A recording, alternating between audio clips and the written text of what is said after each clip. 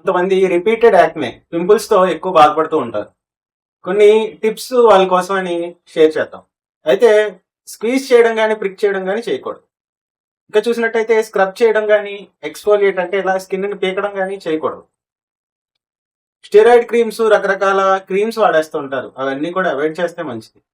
Home remedies ఏదో tooth పేస్ట్లు రాసేయడం, baking సోడాలు రాసేయడం, నిమ్మకాయ రాసేయడం, ఇలాగా అన్నెసరీవి లాంగ్ రన్ లో హోమ్ రెమెడీస్ ఎక్కువ వాడేస్తూ ఉంటారు.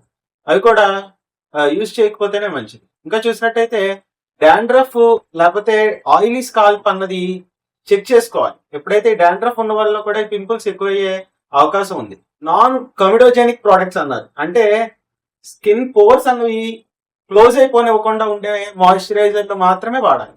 దానికి రిలేటెడ్ సన్ స్క్రీన్స్ మాత్రమే వాడాలి. అన్నెసరీగా మనం ఏదైనా అప్లై చేసినప్పుడు ఆ స్కిన్ పోర్స్ అన్నవి క్లోజ్ అయిపోతే ఈ యాక్నెస్ డెవలప్ అయ్యే అవకాశం ఉంది. కాబట్టి నాన్ కమిడోజెనిక్ ప్రోడక్ట్స్ అని వెనకాల మెన్షన్ చేస్తాడు.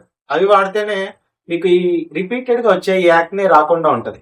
ఫేస్ వాష్ అన్నది ఖచ్చితంగా చేసుకుంటూ క్లీన్ గా మెయింటైన్ చేయడం అనేది చాలా ఇంపార్టెంట్.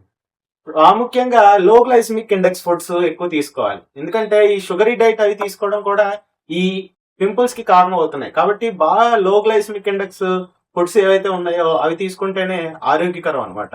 స్లీప్, స్ట్రెస్ కూడా ఖచ్చితంగా చూసుకుంటూ ఉండాలి. స్లీప్ అన్నది చక్కగా ఉంచుకోవడం, స్ట్రెస్ అన్నది అవాయిడ్ చేసుకోవడం, మెడిటేషన్స్, ప్రేయర్స్ చేసుకోవడం, ఇవి పాటించినట్టయితే ఆ రిపీటెడ్ గా వచ్చే ఈ పింపుల్స్ నుంచి దూరంగా ఉండొచ్చు. Thank you.